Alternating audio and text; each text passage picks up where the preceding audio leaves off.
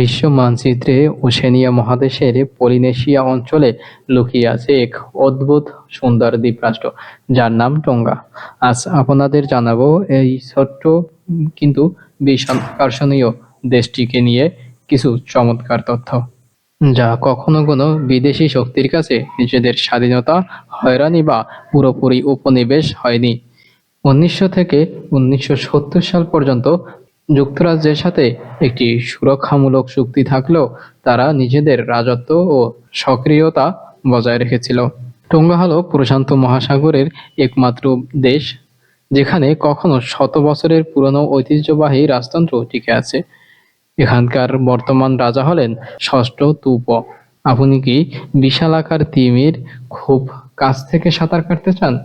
তবে টোঙ্গা আপনার জন্য পারফেক্ট জায়গা।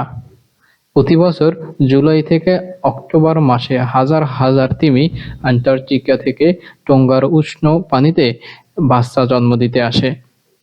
পর্যটকরা এখানে এসে তিমির সাথে ডাইভিং করার সুযোগ পান।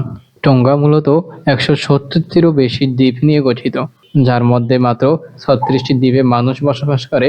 সাদা ভালুর সমুদ্র সৈকত আর নীল জলরাশির এই দেশটিকে বলা হয় বন্ধুত্বপূর্ণ দ্বীপপুঞ্জ। বিখ্যাত নাবিক ক্যাপ্টেন জেমস কুক এখানকার মানুষদের আতিথেয়তায় মুগ্ধ হয়ে এই নাম দিয়েছিলেন। টোঙ্গার মানুষের প্রিয় খেলা হলো আন্তর্জাতিক রাগবি অঙ্গনে সমীহ জাগানিয়া দল হিসেবে গণ্য করা হয়। খেলার মাঠে নামার আগে নিউজিল্যান্ডের হাকা নাচের মতোই তারা নিজেদের ঐতিহ্যবাহী বীরত্বসূচক নাচ সিপিতাও প্রদর্শন করে, যা দেখার মতো এক দৃশ্য। দেশটির রাজধানীর নাম নুকুয়ালোফা। মাত্র ১ লক্ষের বেশি কিছু জনসংখ্যা রয়েছে। ভ্রমণ পিপাসু এবং ইতিহাসে প্রেমীদের জন্য প্রশান্ত মহাসাগরের এই রত্নটি সত্যিই এক দারুণ বিস্ময়।